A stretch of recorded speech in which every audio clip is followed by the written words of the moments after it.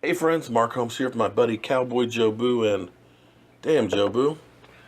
Joe Boo needs a refill, as always. I don't know who's drinking all that rum, but somebody sure is. Now, I gotta tell you, we focused in on Tony Romo versus Dak Prescott. We've talked about Carson Wentz versus Dak Prescott. It's Eagles hate week, but I want to actually talk about something else right now that you're not getting anyplace else. I want to talk about the draft and actually give Jerry Jones some credit, okay? Because he's the CEO. Whether it's Jerry Jones actually making those calls or putting the people in position to make the calls, he is still the one that gets the blame, the credit, and all that. And it may be that we look back at the 2016 draft, the way we look back at some of the drafts that the Cowboys had back in the dynasty. Because when you look at getting Zeke the Freak, I mean, that alone right there made it a great draft. If he, provided he doesn't have some major injury and, falls off the face of the earth, that alone is fantastic. But when you put in Dak Prescott in that draft and getting a franchise quarterback for the next 4 years that you're only paying $4 million,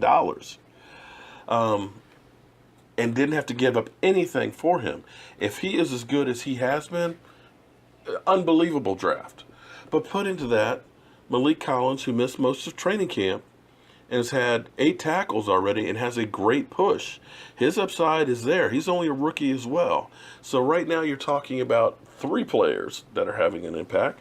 And then add to that Anthony Brown, who has played so well that the thought is maybe we won't rush Orlando Scandrick, our best cornerback, back into service because this guy has got 26 tackles and a forced fumble.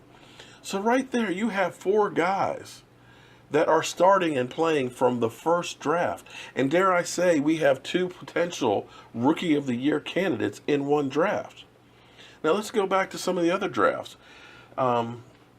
We looked at the year that Morris Claiborne being drafted as kind of a bust year, but all of a sudden, he's probably our defensive MVP.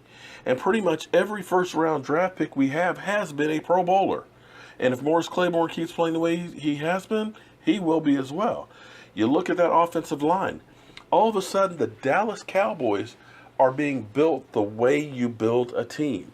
It's not going through free agency like the Giants did this offseason and spending $100 million for their defensive line that's still not doing jack crap. The Redskins have done that forever, signing big-name free agents and never having a pan out and never winning anything. You don't see a New England going through and signing big-name free agents. They'll sign some older veterans that play a role, but they have never been a team that said, this player we've got to keep. Everybody in that team is expendable except for Tom Brady. And you see that every single year they're always on the top of the NFL. It's the teams that you see that are always the offseason champions that are constantly in the basement. The Washington Redskins. And they finally kind of got away from doing all the big free agent signings like they used to. And the Dallas Cowboys have as well. Because what happened in the 2008, 2009, 2010, Jerry Jones kept trying to think that they were just around the corner from being good. So you'd sign a big free agent name. We bring in, Brandon Carr. We bring in me. God, I'm having a brain fart. All these cold meds are killing me. But T.O., and they were great for selling tickets and jerseys, but they never got you over that hump. And on the offensive line, we kept bringing in, journeyman offensive linemen, guys that, he could pay next to nothing for and thinking just plug him in there. And that's part of the reason why Tony Romo had to run for his life and make the plays that he did because he didn't have that line. Well, finally, we have done the way an old school team is built, and that is from the line out. That offense is unbelievable. And now that we have that offense together, hopefully Jalen Smith, if he comes around, this will truly be a blockbuster draft. And the great thing is next year, instead of having to focus so much on the offense like we have in past years, we can look for that defensive beast, that 800-pound gorilla to go on the line, that guy that makes the opposing quarterbacks wet their pants. And that's what is exciting for me. And as much as we all love Tony Romo, and like I said, I've got Tony Romo autographed jersey up here. I've done a couple of events and stuff with Tony Romo.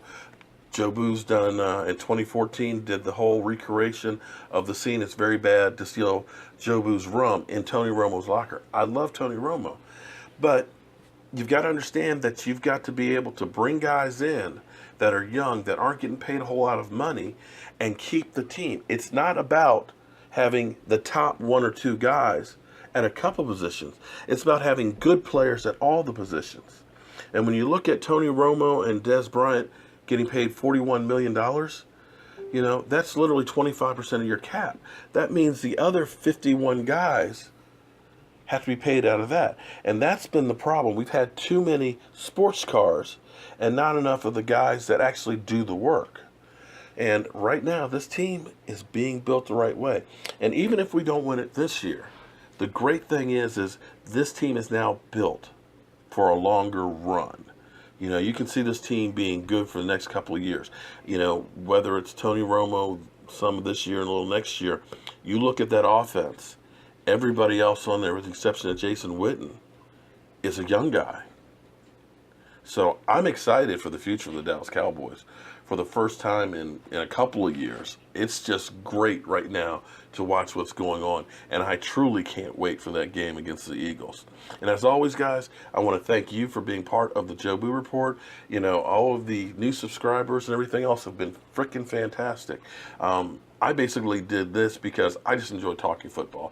And if it's just me talking to my camera over here and spitting out a little bit of knowledge, I'm happy with it. But I'm so happy that people are enjoying and following along and listening to this, because for me, it's a great time.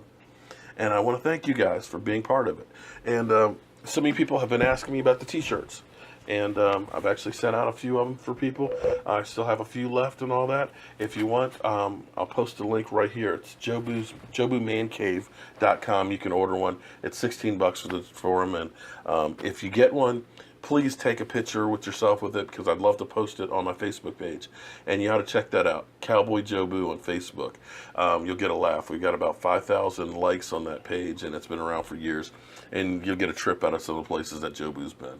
I'm Mark Holmes. That's Cowboy Joe Boo, and you've been watching the Joe Boo Report. Have a great night.